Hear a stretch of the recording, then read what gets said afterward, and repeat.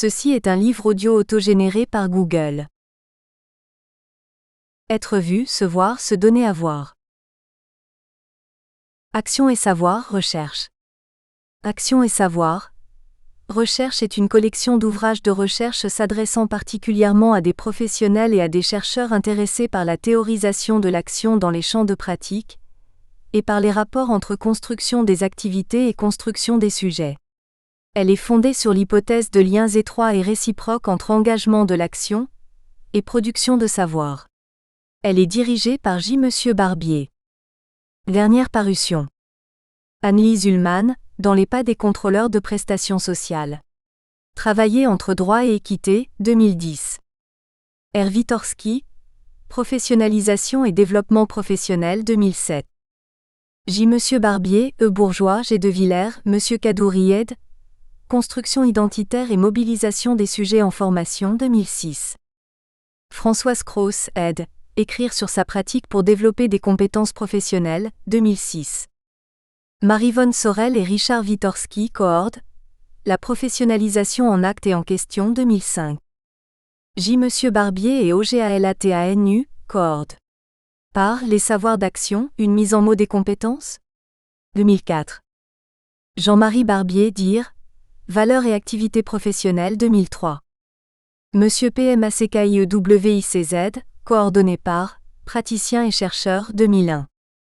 B. Mailly, sous la direction de l'Atelier de l'organisation, un observatoire sur les changements dans les entreprises, 2001.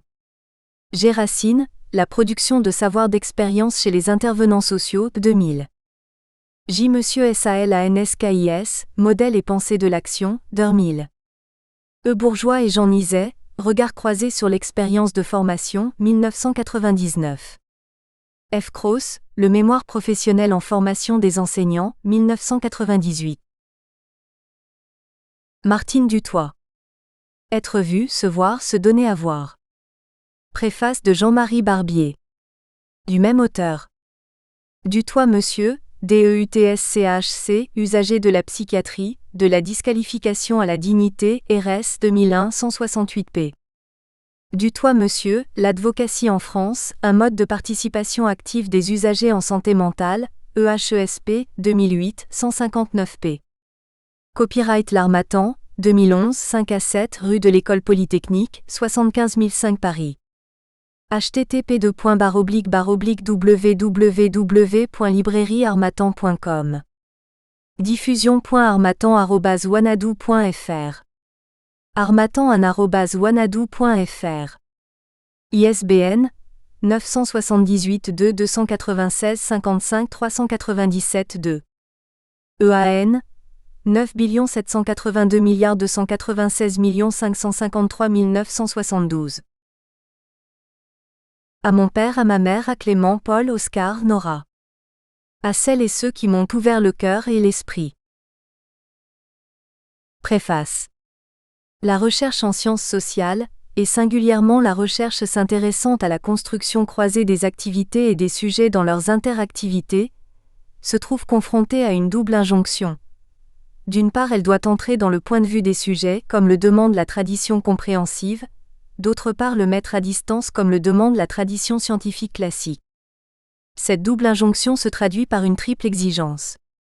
Rendre compte à la fois des actes et des constructions de sens et donation de signification que les sujets opèrent autour de leurs actes.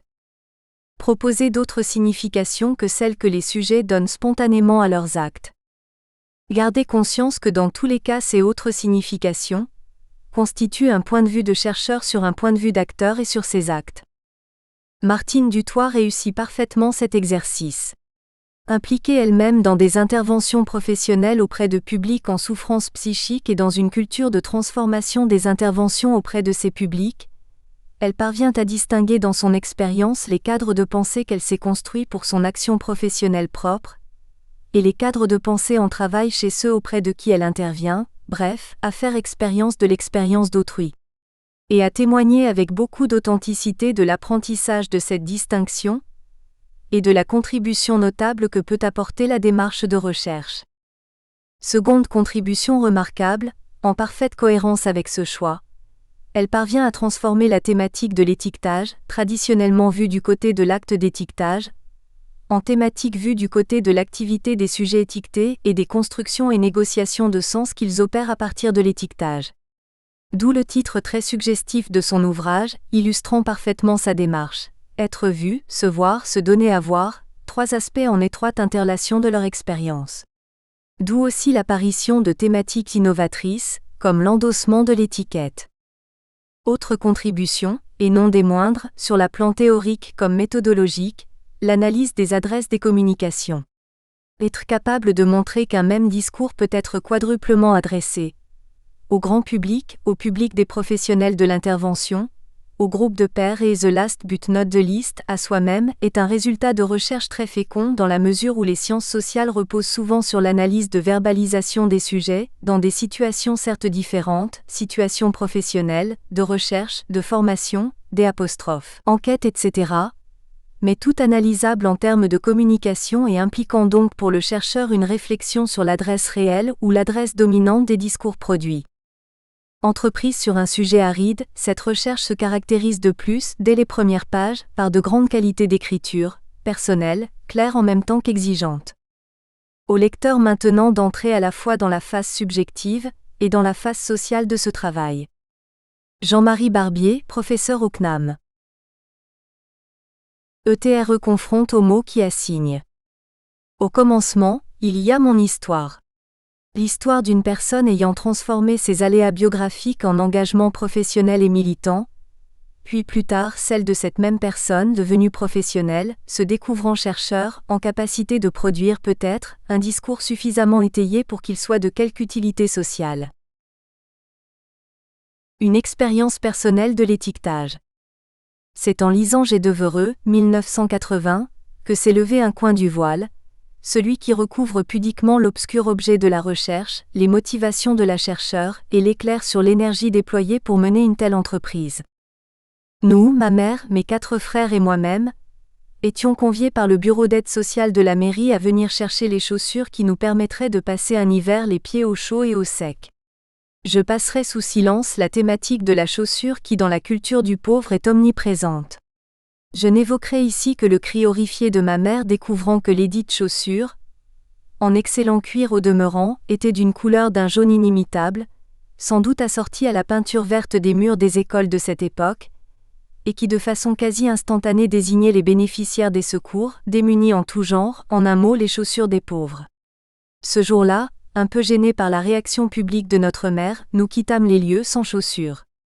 Nous étions entrés par l'expérience au cœur de la problématique complexe de l'assistance et de ses enjeux de dignité pour les personnes assistées.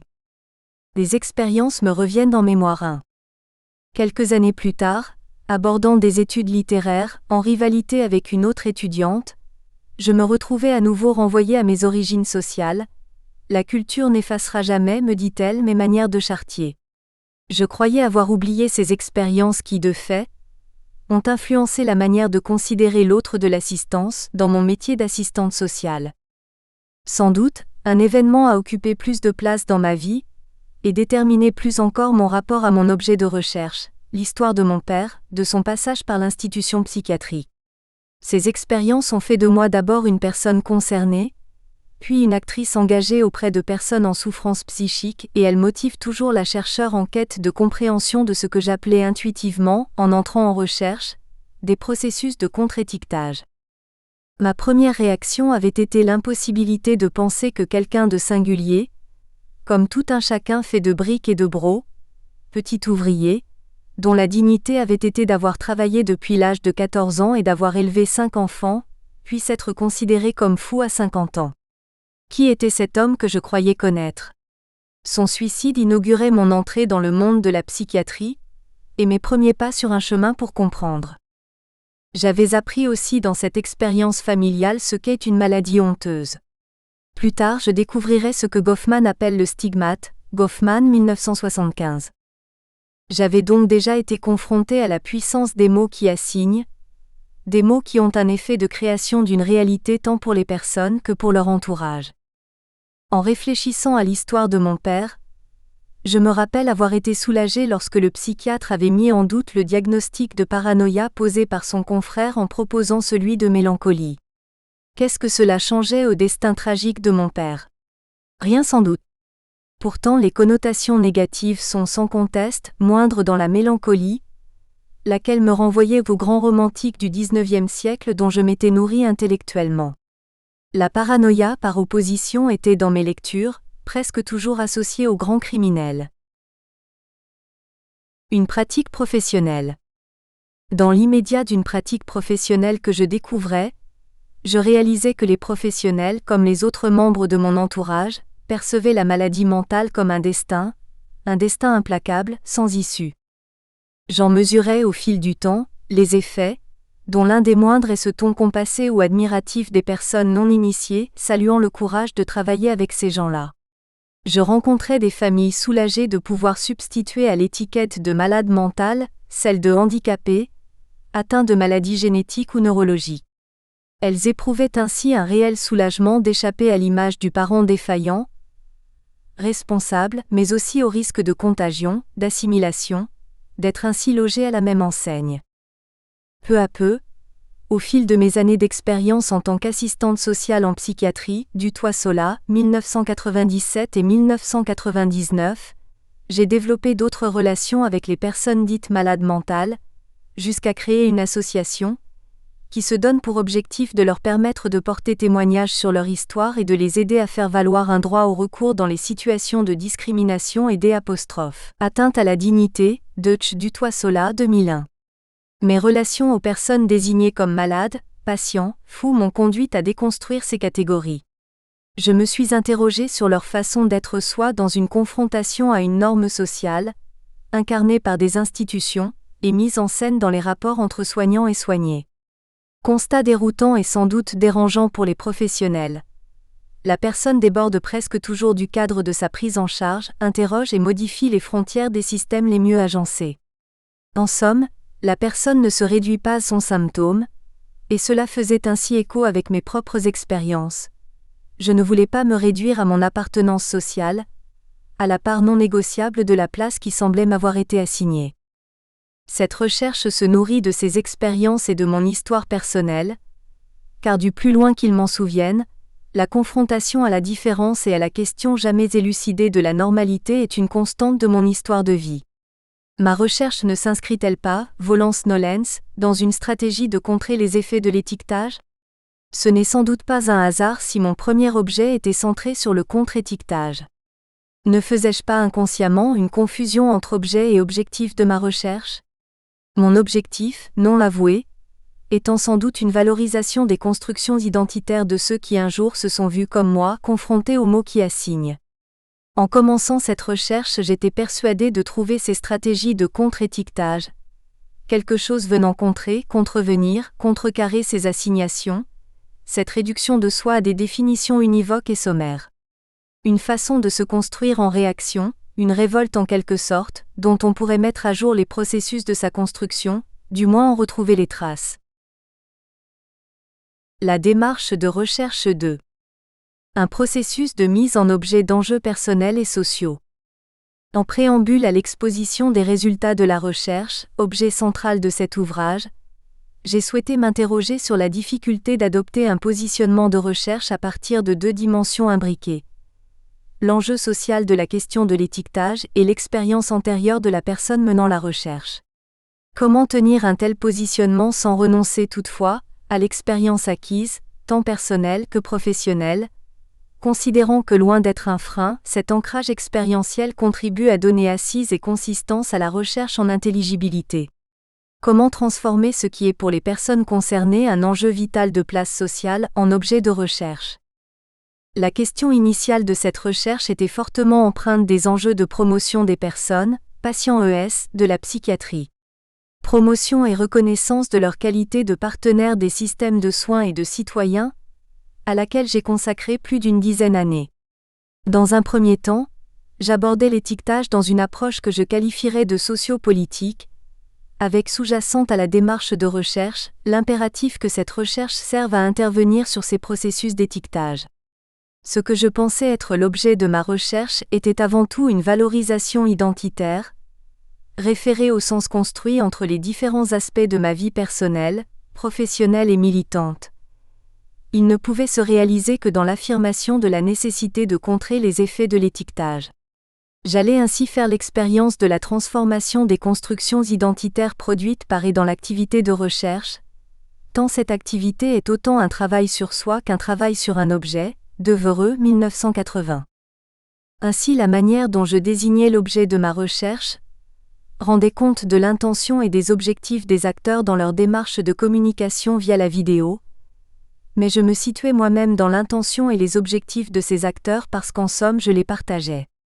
Dans le même temps, la problématique d'ensemble était fortement adossée à 20 ans de travail social dans la traversée de presque tout l'ensemble des dispositifs de prise en charge sociale et psychiatrique de secteurs, intra- et extra-hospitaliers. Mes expériences personnelles et professionnelles permettent, dans une compréhension endogène, d'entrer en résonance avec l'expérience d'autrui, et de repérer des éléments reconnus comme significatifs dans des échanges survenant dans un même milieu. C'est ainsi que la problématique du regard pour les personnes étiquetées négativement s'est imposée comme signifiante.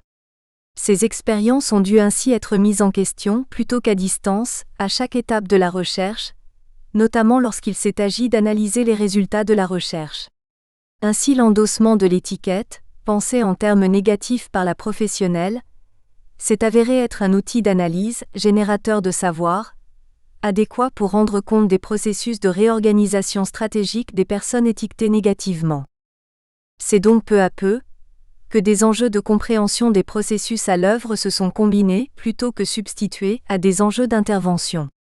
Mieux comprendre les négociations engagées entre personnes étiquetées et personnes étiquetantes est susceptible de permettre d'agir sur les effets de stigmatisation.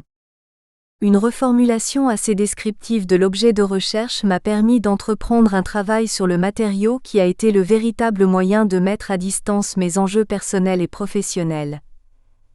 La recherche a donc eu pour objet la communication publique de patients usagers engagés dans une action intentionnelle de modification des représentations d'autrui sur eux en tant que personne et en tant que groupe. Plus précisément, elle s'intéresse à la manière dont ces patients usagers perçoivent l'étiquetage, image que les professionnels et le public ont d'eux, et à la variété des comportements individuels et collectifs qu'ils déploient dans cette situation. La source principale de données est constituée d'une présentation vidéo 3, à visée promotionnelle, réalisée par des patients affirmant une identité collective, celle d'usagers en santé mentale. Ce document m'a intéressé en premier lieu par ce que disent les personnes filmées. En effet, les positionnements de ces patients de la psychiatrie informent sur les significations qu'ils donnent aux situations qu'ils rencontrent et sur les représentations collectives de leur groupe d'appartenance. Le matériel vidéo offre au-delà des discours tenus, des indications physiques, gestes, mimiques, etc., précieuses pour l'observation des manières de se montrer, de se présenter. À partir de ces différentes données, j'ai choisi de restreindre l'analyse à 2 objets imbriqués: la perception de l'étiquetage, son vécu, et le retentissement de ce vécu sur la manière de se présenter en public, de parler et de se montrer, pour parler de soi et des personnes partageant la même étiquette sociale. La perception, le vécu, de l'étiquetage n'est accessible que par inférence dans l'analyse des images données de soi, qu'elles soient individuellement ou collectivement construites. Les stratégies de présentation de soi en situation de communication portent les marques, que l'analyse mettra au jour, des négociations entre personnes étiquetées et étiquetantes. Vers la création d'une méthodologie d'approche des énoncés. Dans la confrontation aux matériaux, j'ai procédé par étapes, du fond à la forme, de l'explicite aux structures implicites du discours, du constat des gestes, des attitudes, des énoncés, des tonalités de la voix à leur transcription et mise en relation. Le résultat est un recueil de données de ce type. Séquence, numéro 2, titre, l'association AUSER plan I. Ce travail a été associé à une analyse selon les principes de la linguistique pragmatique, Cekerbrat-Orecchioni, 2002, et à la construction d'indicateurs de perception de l'étiquetage, par exemple les images de la maladie et le lien établi entre la maladie et ses conséquences sur la vie sociale. Enfin, pour mettre à jour les manières de penser des locuteurs, Je me suis inspiré des travaux de l'analyse structurale des énoncés, Piret, Nizet, Bourgeois 1996. C'est alors que s'est produit un événement inattendu pour moi, me révélant autre chose. Les affirmations de soi et les arguments développés par ces acteurs étaient en fait des discours adressés à des destinataires différents. C'est en fonction des destinataires à qui ils s'adressaient effectivement, qu'ils construisaient leur discours. La deuxième observation forte était aussi qu'une partie du discours était en fait auto-adressée et pouvait contribuer à leur propre construction de sens. En somme, ils se parlaient aussi à eux-mêmes, construisaient du sens pour eux-mêmes, sur eux-mêmes, dans le même temps où ils se présentaient à d'autres en cherchant à les influencer. Ce qui m'a conduit à construire différentes adresses en reliant énoncés, attitudes, ton et direction du regard, Bateson 1984. Plusieurs méthodologies d'analyse de l'activité se sont efforcées explicitement ou implicitement de prendre en compte les phénomènes de présentation de soi, notamment ceux qui sont susceptibles d'interférer sur le contenu du discours en fonction du ou des destinataires à qui il est adressé dans la communication. L'entretien d'explicitation, décrit en particulier par Vermeersch, 1994, recommande de s'intéresser au comment se déroule l'activité et non au pourquoi pour contrer un processus de justification du sujet résonnant sur son activité et se mettant en jeu dans une présentation de soi. En effet, c'est l'accès au pré-réfléchi de l'acteur qui est central dans l'entretien d'explicitation. Dans l'exploration du moment où il se passe quelque chose pour le sujet, le jeu des questions-réponses de l'entretien d'explicitation permet de faire advenir à la conscience ce que le sujet a fait et comment il l'a fait. L'implicite est contenu dans la généralité de l'action évoquée, et l'explicitation est engendrée par le fait de faire spécifier cette action par le sujet. Ce faisant, dans la mesure où il est auto-adressé, l'entretien d'explicitation constitue un accès privilégié au sens et donc à un probable adressage à soi. L'entretien au sosie, l'entretien d'autoconfrontation et l'entretien d'autoconfrontation croisée, Claude 2000, recommande de mettre le sujet en situation de voir ce qu'il a fait dans son travail, pour essayer de verbaliser à un autre ce qu'il a fait et parfois faute de n'être pas en mesure de le faire par le seul moyen de la verbalisation de le remettre en geste. Dans le dernier type d'autoconfrontation, l'introduction de pairs experts dans l'échange permet de confronter le discours subjectif du sujet au parler professionnel, en usage dans la situation évoquée. Au stade de l'autoconfrontation croisée, la RE accent aigu interrogation par le pair anime ou révèle les résonances, corrélations et contradictions dont le dialogue est porteur. Claude 2000. On peut analyser ces méthodologies comme une différenciation de l'adresse faite d'une part à un acteur étranger au travail, le chercheur, et d'autre part au pair en situation de travail. Ces différentes verbalisations deviennent alors le vecteur du changement de regard que le sujet porte sur sa pratique. Une communication est par définition un discours adressé. Chaque signe du discours est déterminé tout autant par le fait qu'il semble procéder de quelqu'un que par le fait qu'il est adressé à quelqu'un. Jacques 1979. Les destinataires peuvent donc être multiples à l'intérieur d'une séquence de prise de parole d'un sujet dans un échange, voire être un discours auto-adressé, et cela, bien que chacun des énoncés n'en reste pas moins accessible, audible et visible pour l'ensemble des participants directement ou virtuellement, via une caméra par exemple, présent en situation d'interaction et de communication. Questionnement et enjeux. Comme l'indique le titre de cet ouvrage, cette recherche vise à explorer les retentissements personnels d'une perception d'étiquetage. Sur le plan social, l'étiquetage a une fonction de régulation et d'organisation des rapports sociaux, et il cristallise à un moment donné des figures qui nourrissent les significations construites par les acteurs en situation de communication. L'étiquetage, ici celui des patients usagers de la psychiatrie 4, est analysé au travers de ce que les énoncés, comportements, réactions de ces acteurs, personnes étiquetées, laissent paraître de ce qu'ils ont perçu de cet étiquetage. Il faut entendre perçu comme le fait de saisir, même intuitivement, la signification de ce qui se passe dans le fait d'être engagé avec d'autres dans une relation. Ce que la personne comprend, capte, en situation d'assignation identitaire et comment elle y réagit spécifiquement. Il s'agit de mettre en lumière les répercussions de l'étiquetage perçu sur la manière de se présenter, en situation d'interaction et de communication publique, et d'analyser les stratégies identitaires d'affirmation et d'ostension de soi. J'utiliserai ici l'expression « les dires de soi », qui cristallise la façon de parler de soi, de se présenter en situation de communication.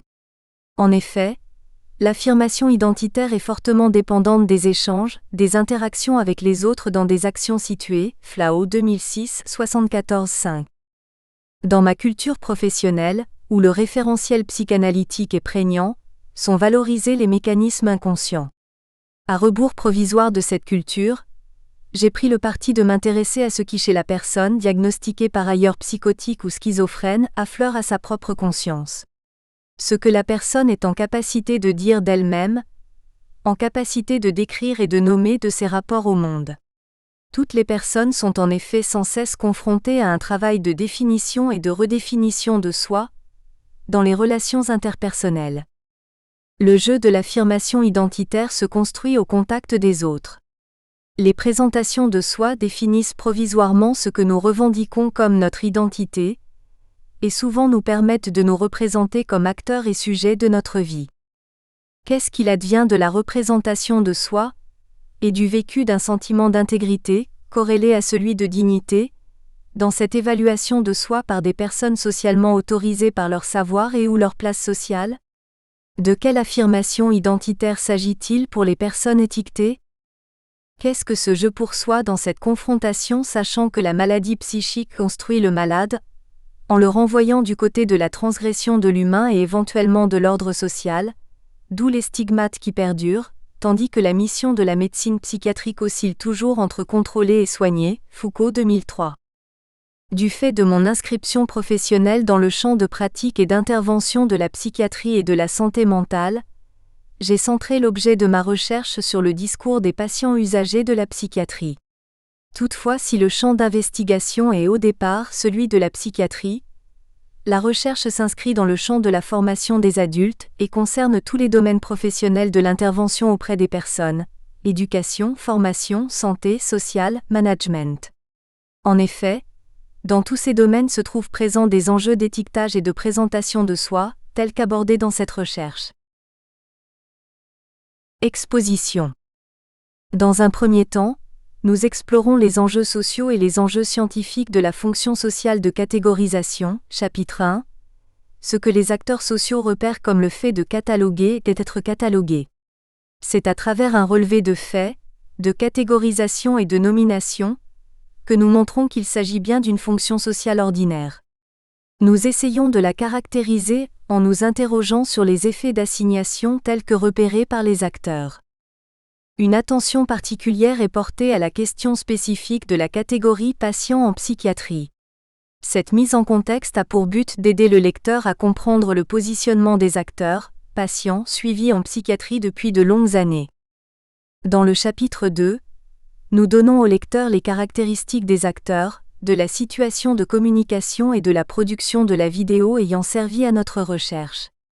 Le parler de soi est influencé très directement par ses spécificités et les conditions de production de notre matériau de recherche. Les chapitres 3, 4, 5 rendent compte de l'existence d'une expérience d'étiquetage pour les sujets. L'exploration d'un processus expérientiel dynamique, être vu, se voir et se donner à voir, nous permet d'analyser ce qui se passe, non pas du côté de l'étiqueteur, mais du côté de l'étiqueté, en particulier, de s'intéresser à tous les processus mentaux et psychiques liés à son expérience de l'étiquetage.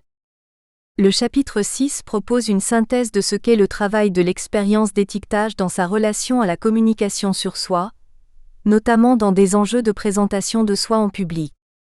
Enfin, en nous appuyant sur la reconnaissance et la connaissance d'un processus expérientiel de l'étiquetage, la conclusion abordera des pratiques permettant de mettre en jeu différentes facettes d'assignation identitaire qui sont nécessairement endossées par le sujet pour correspondre à ce qu'il pense être soi. En italique figurent des éléments de mes expériences, des faits sociaux et contextuels afin de différencier ces propos du corps du texte. 2. Cette recherche a été réalisée dans le cadre d'une thèse en formation des adultes, école doctorale, arts et métiers, CNAM 2009. 3. AUSER, Advocacy modernisée sans exclure de l'hospitalisation à l'hospitalité, vidéo, Caen 2002. 4. Les désignations qui ont cours dans le champ de la psychiatrie sont celles de patient, notamment lorsque la personne est hospitalisée, et d'usager lorsqu'il s'agit de leur représentation dans les institutions. De même, la notion de santé mentale est utilisée pour englober à la fois la psychiatrie, médecine spécialisée, et les différentes déclinaisons du soin dans la cité auprès de populations ne relevant pas d'un diagnostic de maladie psychique mais plutôt d'une souffrance psychosociale.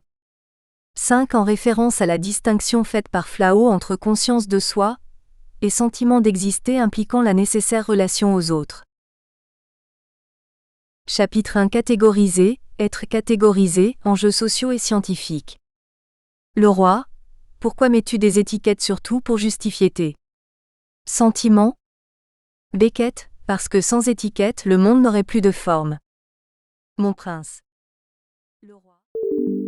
Nous espérons que vous avez apprécié cet aperçu. Pour continuer à écouter ce livre audio sur Google Play Livres, utilisez le lien dans la description de la vidéo.